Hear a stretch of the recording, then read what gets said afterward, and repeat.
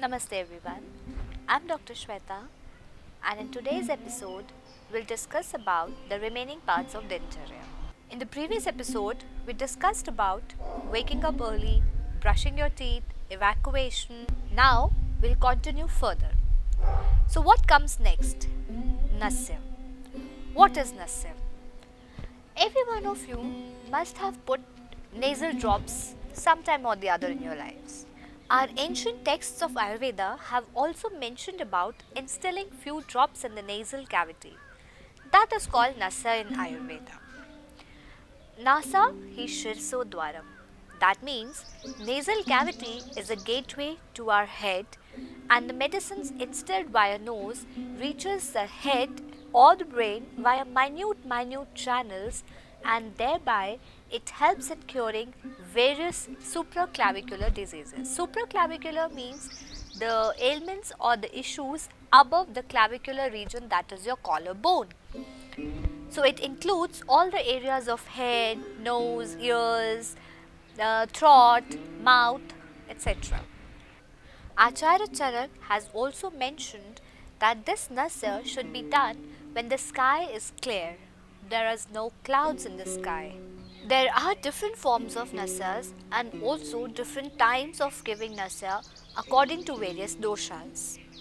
Amongst these different forms of nasyas, there is one form which is called as Pratimarsh nasya, which has the dosage of 2 drops that can be done on a regular basis. But the other forms of nasyas should always be done under the supervision of an Ayurveda practitioner. What are the benefits of this nasya? There are different benefits. It gives strength to your sense organs. It is helpful in preventing graying of hairs. It is helpful in curing headaches. It is also helpful in facial paralysis, locked jaw. It is a useful remedy in migraines. It also helps in hair fall. It is helpful in various supraclavicular issues and voice becomes clear and strong. Next comes Gandush, that is oil pulling. After Nasya, Acharya Vagbhat has mentioned to do Gandush, that is to fill in your mouth, to fill in the liquid in your mouth to such an extent that it cannot be moved. I'll show you how to fill in the liquid.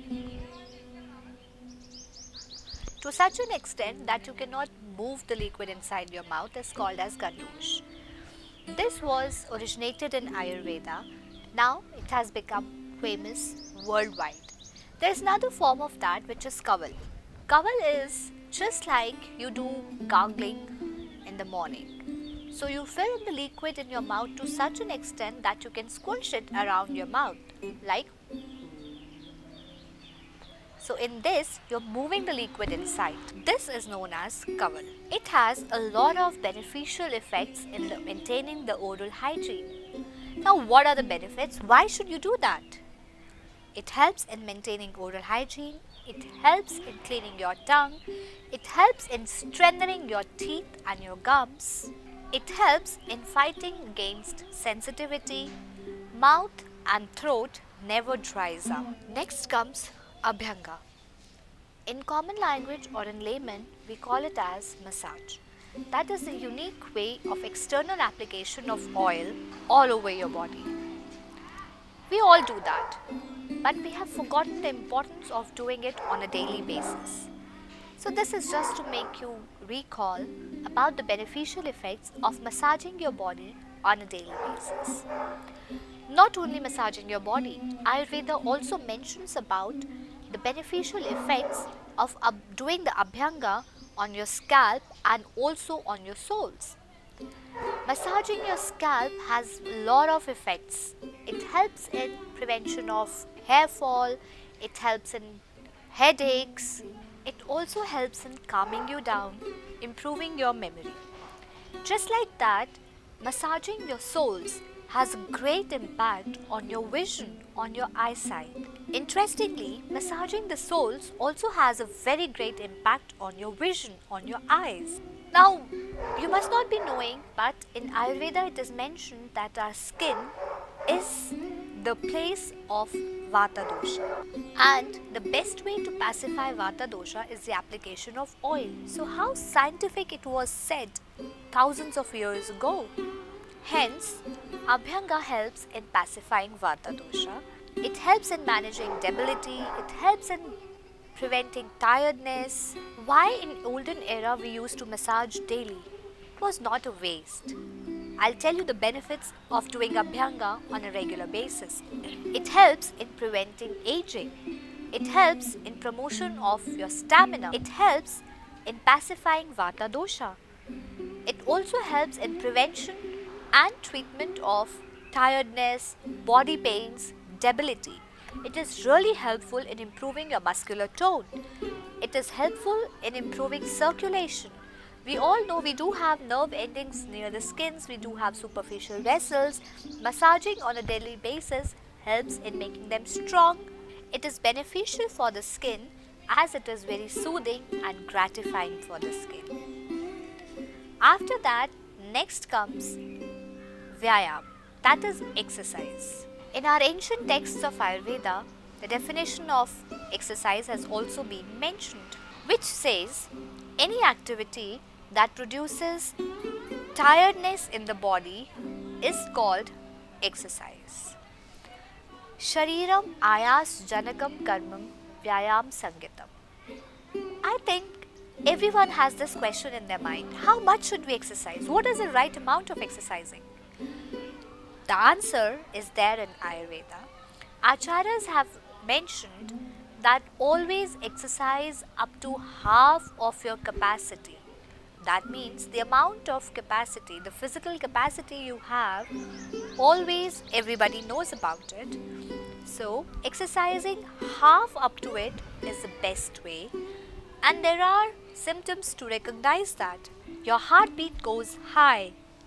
There is sweat around your forehead and there is an increase in your breathing pace.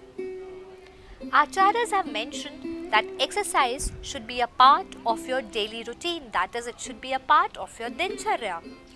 In today's scenario, it becomes further more important because our body is not made for sedentary lifestyle, as in today's world, most of the people are suffering from lifestyle related disorders. So, exercising should be a part of your dincharya or daily routine. As everyone knows about its benefits, but still we'll discuss about the Ayurvedic perspective of its benefits. It is really important in promoting your circulation, strength and endurance. It is really helpful in lighting up your digestive fire and thereby it helps in your digestion, absorption and hence assimilation. It helps in lightening the body.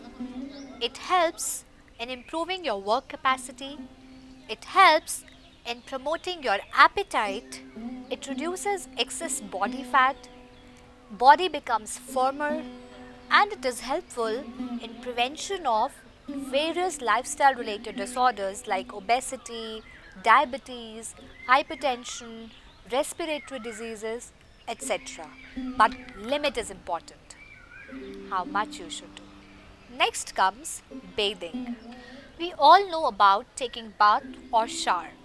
Acharyas have also mentioned that we should use slightly warm water for bathing or showering, and it should always be used below your back area, that is this lower half of the body should be rinsed with warm water, but it should never be used on your head because the eyes and the hairs have the fear of getting damaged by the use of warm water. What are the benefits? As we all know, it helps in maintaining the hygiene of the body. It is beneficial for longevity, that is Ayu. It helps in removing toxins, sweat and also tiredness from the body. Next comes food. Before starting to eat food, it is really helpful if we just sit in silence for 2 minutes, close our eyes, fold our hands and just show gratitude towards the food that we are about to eat. Say thank you to the food that we are about to eat as it will go inside our body and it will produce energy that will help us in long run. It is mentioned that it's important to sit in a neat and clean place before eating. There should not be any distraction while eating. Food should be light, easy to digest, and fresh. It should be eaten in a well quantity and on time. It is also important neither to eat too fast nor too slow. This was all about Dincharya. We'll be back with another helpful episode on Ayurveda. Till then, stay safe, stay happy. Namaste.